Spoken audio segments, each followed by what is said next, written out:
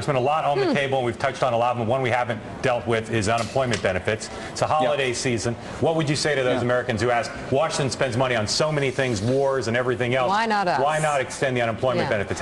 What would you say to those Americans asking that question today? Well, first, my heart goes out to every American that is struggling under the failed policies of this administration and this outgoing Congress. I think and people see that what we've been doing under this administration, and in fairness, under the last administration, has failed to create the kind of opportunities and prosperity that the American people deserve to come out of their national government. So first, my heart goes out to those Americans. I'm deeply sympathetic to them. I've personally supported an extension of unemployment benefits in the past. And I can speak for most House Republicans and say that we're anxious to support, particularly in the holiday season, we're anxious to support families that are struggling in this economy.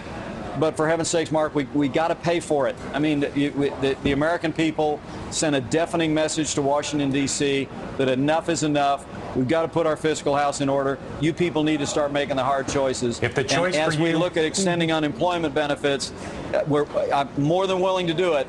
But we've got to make the cuts necessary to offset those costs. If your leaders came to you and said, we have a deal with the White House, we're going to extend unemployment benefits, but the tax cuts for people making over $1 million a year will not be extended, but that helps to pay for it, would you take that deal? Would you vote for that package? Look, I think the worst thing you could do for people that are struggling in this economy and looking for a job is raise taxes on any American.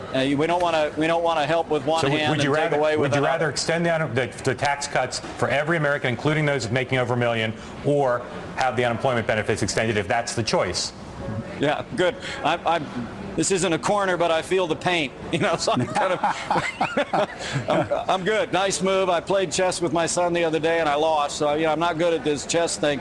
Let me tell you, I think the minimum that we have to do right now for Americans that are struggling in unemployment in this economy is make sure that no American sees a tax increase. But then, and I'm flacking a little bit my Detroit Economic Club speech Monday. I'd love for you guys to take a peek at this. There are things that we can do, things that Americans have done in generations past to jumpstart this economy, to give us a fresh start in this economy. And that's, first, do no harm, no tax increases on anybody, but then let's get on with what we know will get the economy moving, which is fiscal discipline, regulatory reform, expanded trade, tax reform and relief, sound money, and the like.